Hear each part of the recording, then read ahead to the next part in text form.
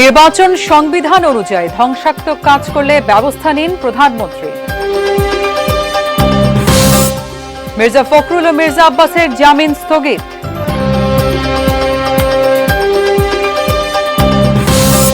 গাইবান্ধার উপনির্বাচনে ভোট গ্রহণ শেষ, সুষ্ঠু ইসি। সারা দেশে শীতের দাপট থাকবে আরো ৩-৪ দিন।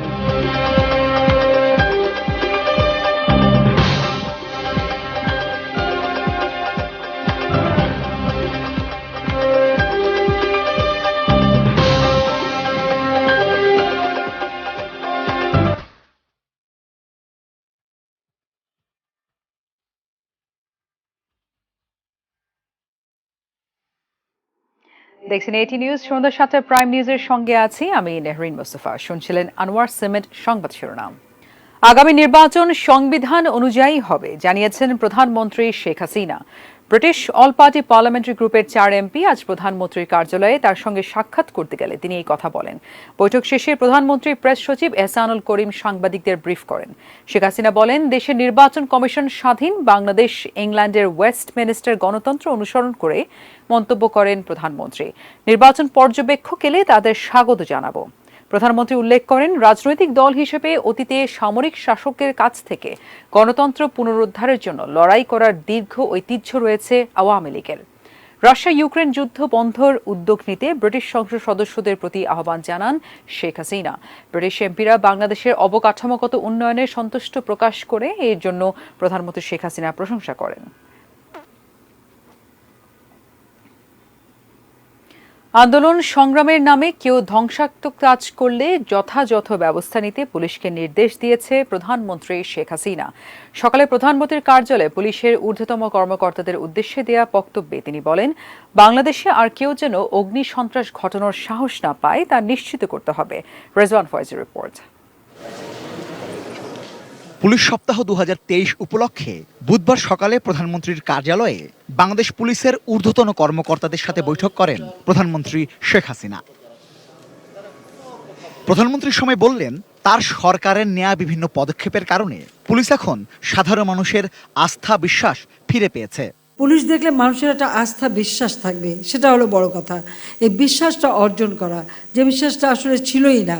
তবে আমি এখন বলবো যে আমরা বিভিন্ন পদক্ষেপ নেওয়ার ফলে আজকে কিন্তু আমি দেখতে পাচ্ছি যে জনগণের মাঝে পুলিশের উপর একটা আস্থা বিশ্বাস কিন্তু এসেছে। বর্তমান রাজনৈতিক পরিস্থিতির প্রসঙ্গ টেনে প্রধানমন্ত্রী এই সময় নির্দেশ দিলেন, কেউ আন্দোলন সংগ্রাম করলে কোনো বাধা নেই, তবে আন্দোলনের নামে ধ্বংসাত্মক কাজ করলেই যথাযথ ব্যবস্থা নিতে হবে।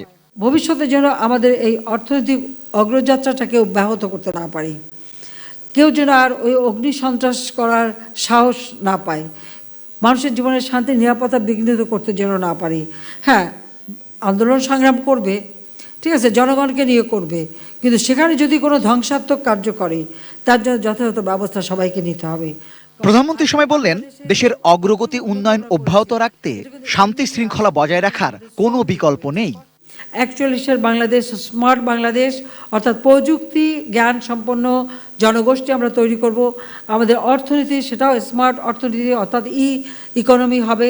আমাদের শিক্ষা স্বাস্থ্য সর্বক্ষেত্রেই আমরা এই প্রযুক্তি ব্যবহার করেই করব। শেখ হাসিনা বললেন, দেশের এই উন্নয়ন এমনি এমনি আসেনি, এটা গত ১৪ বছরে সবার সম্মিলিত কঠোর পরিশ্রমের ফসল। আজকে বাংলাদেশে যে যতটুকু উন্নতি আমরা করেছি এটা কিন্তু এমনি এমনি আসেনি। এর জন্য আমাদের শ্রম দিতে হয়েছে, কষ্ট করতে হয়েছে, পরিকল্পনা নিতে হয়েছে, যার জন্য মাত্র ১৪ বছরের মধ্যে আজকে বাংলাদেশ আমরা বিরাট পরিবর্তন আনতে পেরেছি। ৪১ রেজওয়ান ফয়েজ, এটি নিউজ, ঢাকা। হাইকোর্ট থেকে জামিন পাওয়ার একদিন পরে কারাবন্দী বিএনপির মহাসচিব মির্জা ফখরুল ইসলাম আলমগীর ও দলটির স্থায়ী কমিটির সদস্য মির্জা আব্বাসের জামিন আটকে গেল। রাজধানীর নয়াপল্টনে পুলিশের সঙ্গে সংঘর্ষের ঘটনায় করা মামলায় হাইকোর্টের দেয়া ৬ মাসের জামিন আদেশ স্থগিত করলেন আপিল বিভাগের চেম্বার আদালত। আপিল বিভাগের চেম্বার বিচারপতি জাহাঙ্গীর হোসেন সেলিম আজ এই আদেশ দিয়েছেন। একই সঙ্গে রোববার এই মামলা শুনানির জন্য আপিল বিভাগের পূর্ণাঙ্গ বেঞ্চে পাঠিয়েছেন চেম্বার আদালত। এ সময় পর্যন্ত মির্জা ফখরুল ইসলাম আলমগীর ও মির্জা আব্বাসকে কারাগারে থাকতে হবে। মঙ্গলবার বিচারপতি মোহাম্মদ সেলিম ও বিচারপতি মোহাম্মদ রিয়াজ উদ্দিন খানের হাইকোর্ট বেঞ্চ বিএনপির এই দুই নেতার 6 মাসের জামিন মঞ্জুর করেন। একই সঙ্গে কেন তাদের স্থায়ী জামিন দেওয়া হবে না তা জানতে চেয়ে 4 সপ্তাহের রুল দেন আদালত। এরপর তাদের জামিন ঠেকাতে আপিল বিভাগে আবেদন করেন রাষ্ট্রপক্ষ। গত 7 ডিসেম্বর রাজধানীর নয়াপল্টনে বিএনপির কেন্দ্রীয় কার্যালয়ের সামনে পুলিশের সঙ্গে দলটির নেতাকর্মীদের সংঘর্ষের ঘটনায় পল্টন, মতিঝিল ও শাহজাহানপুর থানায় 1টি করে এবং রমনা থানায় 2টি করে মামলা হয়। পরদিন গভীর রাতে মির্জা ফখরুল ও মির্জা আব্বাসের বাসায় অভিযান চালিয়ে তাদের আটক করে গোয়েন্দা পুলিশ।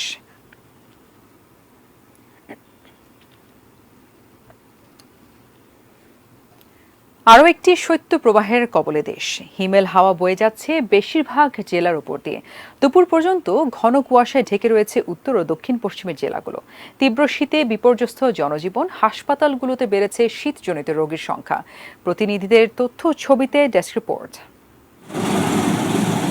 কদিন ধরেই বাড়ছে শীতের প্রকোপ। মঙ্গলবার রাত থেকে নামতে থাকে তাপমাত্রা, তার প্রভাব চলছে। মৌলভীবাজার জেলায় বইছে মাঝারি শৈত্যপ্রবাহ। তাপমাত্রা নেমে এসেছে 9 ডিগ্রি সেলসিয়াসে। শীতে জনজীবন প্রায় অচল। রাজশাহী অঞ্চলে বইছে হিমেল হাওয়া। ঘন কুয়াশার কারণে দিনের অধিকাংশ সময় সূর্যের দেখা মিলছে না।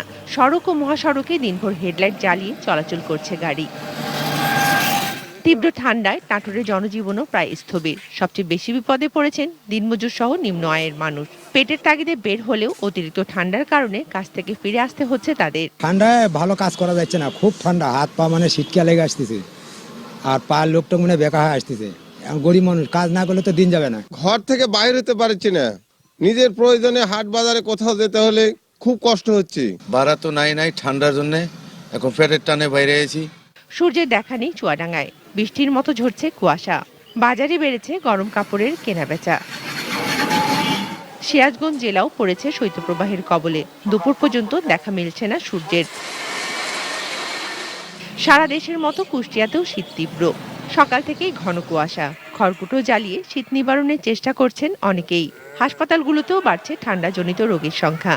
আক্রান্ত অনেক শিশুকে চিকিৎসা দেওয়া হচ্ছে হাসপাতালের মেঝে ও বারান্দায়। রোগীর চাপ বাড়ায় চিকিৎসা দিতে হিমশিম খাচ্ছেন নার্স ও চিকিৎসকরা। 7 দিন আগে আসছি ঠান্ডা কাশির জন্য। এখানে এসে তো এই যে পর্দা ভাঙা, দরজা ভাঙা, সেজন্য আমাদেরও ঠান্ডা হয়ে গেছে। রুগীর সংখ্যা বেশি, আরো জায়গা বাড়াতে হবে, বেড বাড়াতে হবে। হাজার হাজার তেলাপোকা, এসব ছেলেপিলি বাচ্চারা যাতে পরিষ্কারের জন্য এখানে আসছে, তেলাপোকা যদি থাকে তাহলে হবে। বাথরুমটা যেন মানে করে, কারণ এটার কারণে পরিষ্কার পরিচ্ছন্ন না রাখলে স্বাস্থ্যের তো ক্ষতি হবে। মাগুরায় দিনের অর্ধেকটা সময় পেরিয়ে গেলেও সূর্যের দেখা মিলছে না। অতিরিক্ত ঠান্ডায় প্রয়োজন ছাড়া ঘরের বাইরে বের হচ্ছে না কেউই। Shakil Aziz, desk report, ATN news. হঠাৎ করে বেড়ে যাওয়া এমন শীত ভাব আগামী আরও 3 থেকে 4 দিন থাকবে বলে জানিয়েছেন আবহাওয়া অধিদপ্তর। বিস্তারিত কিশোর জাহানের রিপোর্টে। বরাবরের মতোই হঠাৎ চলে আসা ঠান্ডার সঙ্গে এভাবেই মানিয়ে নেয় হয়তো খেটে খাওয়া মানুষ। একটু উত্তাপে শীত নিবারণের চেষ্টা। পৌষের আগমনে শীতের বার্তা মেলে বরাবরই। যদিও এবারে পৌষের মাঝামাঝিতেই যেন হিম করে শীত আসা। হঠাৎ করেই কনকনে শীতের কবলে রাজধানী সহ সারা দেশ। মঙ্গলবার রাজধানীতে ঢাকার সর্বনিম্ন তাপমাত্রা রেকর্ড করা হয় 14.5 আর সর্বোচ্চ 19.6 ডিগ্রি সেলসিয়াস। আর হঠাৎ বদলে যাওয়া এই আবহাওয়ার কারণ উত্তরপ্রদেশ থেকে আসা কুয়াশা বলছে আবহাওয়া অধিদপ্তর। এই তাপমাত্রার দ্রুত নামার কারণে মানুষের মধ্যে একটা শীতের অনুভূতিটা বেশি বৃদ্ধি পেয়েছে। এই শীতের অনুভূতি বৃদ্ধি পাওয়ার মূল কারণ হলো যে ভারতের দিল্লি, উত্তরপ্রদেশ, বিহার এই অঞ্চলে যে একটা কুয়াশার ছিল, সেই কুয়াশার অংশটা বাংলাদেশের মধ্যভাগে প্রবেশ করেছে। ফলে সারা দেশেই আজকে কিন্তু দিনের বেশিরভাগ সময় কুয়াশা আচ্ছন্ন ছিল। তবে কুয়াশার প্রভাবে শুধু ঢাকাই নয়, দেশের অন্যান্য জেলায়ও হাড় কাঁপাচ্ছে এবারের পৌষ। ঈশ্বরদী, চুয়াডাঙ্গা, সিরাজগঞ্জ সহ দেশের বেশ কিছু জেলায় সোম থেকে মঙ্গল এই 24 ঘন্টার ব্যবধানে তাপমাত্রা কমেছে প্রায় 8 ডিগ্রি। শীতের অনুভূতি যেটা আছে, এটা আরো 3-4 দিন এরকম দিনের তাপমাত্রা কম থাকার সম্ভাবনা রয়েছে এবং সেক্ষেত্রে হয়তো আর 3-4 দিন পর একটু তাপমাত্রা, দিনের তাপমাত্রা বাড়তে পারে, কিন্তু রাতের তাপমাত্রা এই কাছাকাছি থাকবে। হয়তো 10 তারিখের পর রাতের তাপমাত্রা কমার সম্ভাবনা রয়েছে। কিশোর জাহান, এটিএন নিউজ, ঢাকা। বিশেষ করে অনিয়মের কারণে গাইবান্ধা ৫ আসনে দ্বিতীয় দফায় অনুষ্ঠিত উপনির্বাচনে এবার কোনো অনিয়ম হয়নি। ভোট পড়েছে ৩৫%, জানিয়েছেন প্রধান নির্বাচন কমিশনার কাজী হাবিবুল আউয়াল। তবে নির্বাচনের মতো আগামী জাতীয় নির্বাচনে সিসি ক্যামেরা থাকবে কিনা সে ব্যাপারে এখনো সিদ্ধান্ত হয়নি বলেও মন্তব্য তার। আরও জানাচ্ছেন মাহফুজা মোসলেহি। ২০২২ সালের ২২ জুলাই জাতীয় সংসদের ডেপুটি স্পিকার ফজলে রাব্বি মিয়ার মৃত্যুতে শূন্য হয় গাইবান্ধা ৫ আসন। ১২ অক্টোবর আসনটিতে চলছিল উপনির্বাচন। ওই দিনই ব্যাপক অনিয়মের কারণে উপনির্বাচন বন্ধ ঘোষণা করে নির্বাচন কমিশন। দ্বিতীয় দফায় বুধবার অনুষ্ঠিত এ নির্বাচনে অনিয়ম ঠেকাতে দিনভর কেন্দ্রে কেন্দ্রে সিসি ক্যামেরায় কমিশনের কঠোর নজরদারি। ভোট গ্রহণের শুরু থেকেই রাজধানীর আগারগাঁওয়ের নির্বাচন ভবন থেকে ভোট পর্যবেক্ষণে মনিটরিং রুমে বসেন সিইসি নিজেই। সকাল ৮টা থেকে বিকেল ৪টা পর্যন্ত ভোটাররাও তাদের ভোটাধিকার প্রয়োগ করেন কোনো অভিযোগ ছাড়াই। এখানে কোনো বিশৃঙ্খলার কোনো কিছু দেখিনি। না কোনো অসুবিধা হয়নি। ইভিএম রিলেটেড কোনো সমস্যা আমরা এখন পর্যন্ত সেই অর্থে পাইনি। সিসি ক্যামেরার পাশাপাশি অনিয়মের বিরুদ্ধে কমিশন যে শাস্তির বিধান রেখেছিল তারই ইতিবাচক প্রভাব এবারে গাইবান্ধার নির্বাচনে ছিল, জানান নির্বাচন কমিশনার আনিসুর রহমান। কর্মকর্তারা শাস্তির আওতায় আসছে, তাদের বিষয়টা তো সবাই দৃশ্যমান হয়েছে, কাজে এটার তো কিছু না কিছু প্রভাব পড়েছে। ভোট শেষে বিকেলে আগারগাঁওয়ের নির্বাচন ভবনে সাংবাদিকদের সঙ্গে এক ব্রিফিংয়ে এ নির্বাচন নিয়ে সন্তোষ প্রকাশ করেন প্রধান নির্বাচন কমিশনার। অত্যন্ত সুষ্ঠুভাবে নির্বাচন অনুষ্ঠিত হয়েছে। কোনো রকম অপ্রীতিকর কোনো ঘটনার কোনো তথ্যচিত্র ফুটে ওঠেনি, আমরাও এলাকা থেকে পাইনি। সেদিক থেকে নির্বাচনটা আমি বলবো সফল হয়েছে। Mahfuza Moslehi, ATN news, Dhaka. ২০২২ সালে আসা অভিযোগের ৯৬% আমলে নেয়নি দুর্নীতি দমন কমিশন দুদক। গ্রহণযোগ্য হওয়ার মাত্র ৪ ভাগ অভিযোগের ভিত্তিতে অনুসন্ধান শুরু করেছে প্রতিষ্ঠানটি। তহিদ সরব জানাচ্ছেন বিস্তারিত। ঢাকা থেকে কুড়িগ্রাম প্রধান কার্যালয় সহ দেশজুড়ে ৩৬টি জেলা সমন্বিত কার্যালয় রয়েছে দুর্নীতি দমন কমিশন দুদকের, যেখানে নাম পরিচয় গোপন রেখে দুর্নীতির অভিযোগ জানাতে পারেন যে কেউ। এর বাইরে টোল ফ্রি 106 হটলাইনে অফিস চলাকালীন অভিযোগ নেয় দুদক।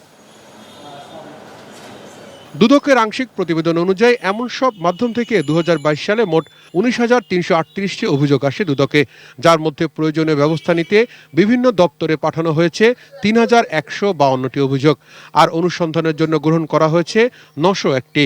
ট্রান্সপারেন্সি ইন্টারন্যাশনাল বাংলাদেশ টিআইবি মনে করে ব্যক্তি পরিচয়ের ঊর্ধ্বে থেকে কাজ করা উচিত দুদকের। চুনুপুটির ক্ষেত্রে কিছু টানা হিসা হয়, কোনো কোনো ক্ষেত্রে কিছু জবাবদিহিতা হয় নামমাত্র, কিন্তু বাস্তবে যারা কোনো না কোনো ভাবে রুই কাতলা ক্যাটাগরিতে পড়ে যায় এবং তাদের যদি আবার প্রশাসনিক বা রাজনৈতিক সংশ্লিষ্টতা কোনো ইঙ্গিত থাকে, তাহলে সেক্ষেত্রে কিন্তু ওই সিদ্ধান্তটা দুদকের কমিশন কর্তৃক এবং যারা দুদকের প্রশাসনে যারা উচ্চ পর্যায়ে আছেন, তখন সেক্ষেত্রে কিন্তু ব্যক্তির পরিচয়ের দিকে তাকিয়ে তারা কিন্তু অবস্থানটা গ্রহণ করে। কদিন আগে গণমাধ্যমের সঙ্গে আলাপকালে দুদক কমিশনার জহুরুল হক জানান, তথ্য ভিত্তিক অভিযোগ এলে ব্যবস্থা নেয় দুদক। যে কোনো লোকের বিরুদ্ধে যদি তথ্য ভিত্তিক কোনো অভিযোগ আসে, সেই তথ্য প্রমাণ করে পাওয়া যায়, তার বিরুদ্ধে দুদক অনুসন্ধান করবে, তদন্ত করবে এবং প্রয়োজনে মামলা দিবে। আমরা কাউকে তো ছাড়ে দিচ্ছি না, কাউকে হয়তো আক্রমণ করছি না, আমাদের কোনো ইচ্ছা নাই, আমরা কারো শত্রু না, আমরা কারো মিত্র না।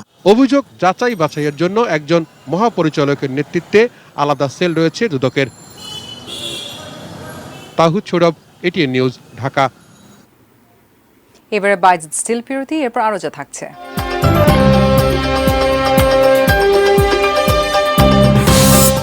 পণ্যমূল্য স্বাভাবিক রাখতে পদক্ষেপ নিচ্ছে সরকার, বাণিজ্য মন্ত্রী। বছরের শেষ নাগাদ নির্বাচনের ঘোষণা দিলেন মিয়ানমারের জান্তা প্রধান।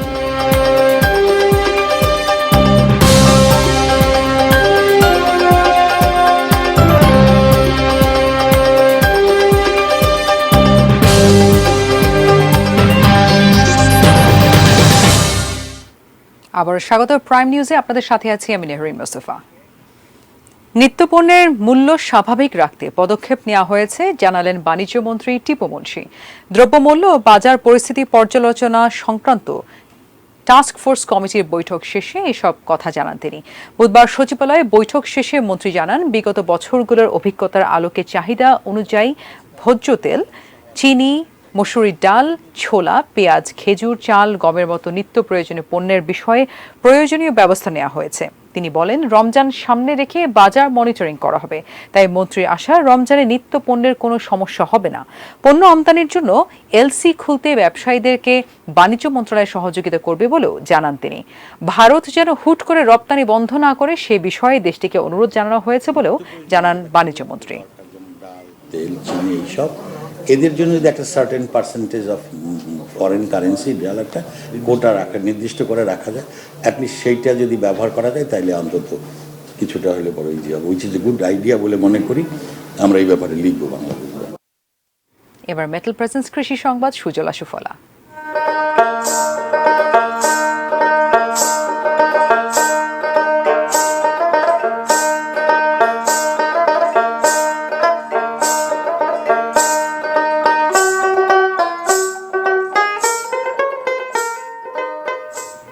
সুনামগঞ্জের চাষিরা শীতকালীন সবজি খাওয়াচ্ছেন গবাদি পশুকে, কারণ বাজারে দাম নেই লাউ, ফুলকপি বা মূলার।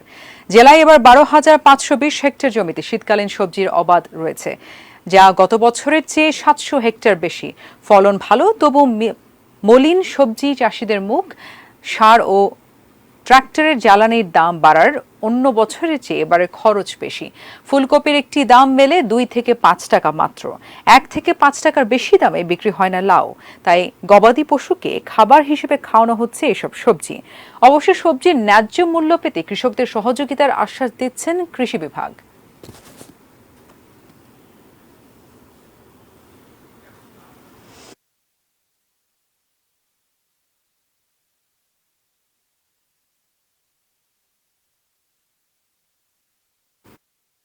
এবার দেশের বাইরে খবর। চলতি বছরের শেষ নাগাদ নির্বাচন হবে জানিয়েছেন মিয়ানমারের জান্তা প্রধান মিং অং হাই। সব পক্ষকে নির্বাচনে অংশ নেওয়ার আহ্বান জানান তিনি। বুধবার দেশটির 75তম স্বাধীনতা দিবস উপলক্ষে দেওয়া ভাষণে মিং অং হাই এই কথা জানান। ভাষণে দেশের অভ্যন্তরীণ ব্যাপারে সমালোচকদের এক হাত নেন, তবে ধন্যবাদ জানান সহযোগী দেশগুলোকে। বলেন, চাপ ও সমালোচনা সত্ত্বেও মিয়ানমারের সঙ্গে ইতিবাচক থাকা চীন, ভারত, থাইল্যান্ড, লাওস, বাংলাদেশের মতো প্রতিবেশী দেশগুলোর সঙ্গে ঘনিষ্ঠভাবে কাজ করছে নেপিদো। গত বছরের ফেব্রুয়ারিতে সূচির সরকারকে হটিয়ে ক্ষমতা দখলের পর দেশটির থেকে অনেকেই মুখ ফিরিয়ে নেয়। পশ্চিমাতে নিষেধাজ্ঞার মুখেও পরে জান্তা সরকার আঞ্চলিক জোট আসিয়ান জান্তা প্রধানকে তাদের বিভিন্ন বৈঠকে নিষিদ্ধ করেছে। দেশটিকে সরকার বিরোধী বিক্ষোভ ও ভিন্ন মত কঠোরভাবে দমন করা হচ্ছে। বহু মানুষ হতাহত ও গ্রেফতার হয়েছেন। এখনো ঘরবাড়ি ছাড়া লাখ লাখ মানুষ। এবার ক্লেমেন্ট স্পোর্টস নিউজ।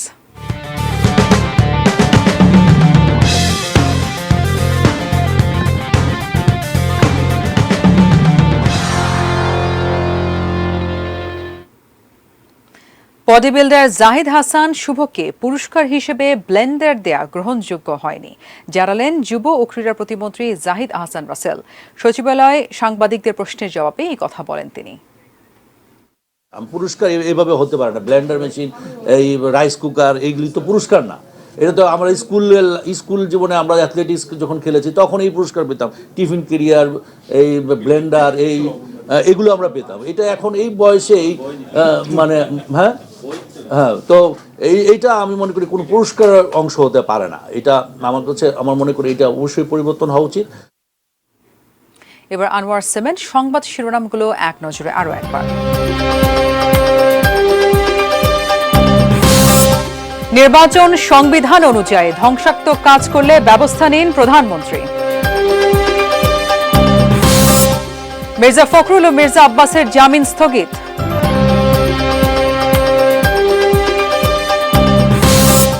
গাইবান্ধা উপনির্বাচনে ভোট গ্রহণ শেষ, সন্তুষ্ট ইসি। গত বছর 56-96 অভিযোগে আমলে নেয়নি দুদক। সারা দেশে শীতের দাপট থাকবে আরো 3 থেকে 4 দিন।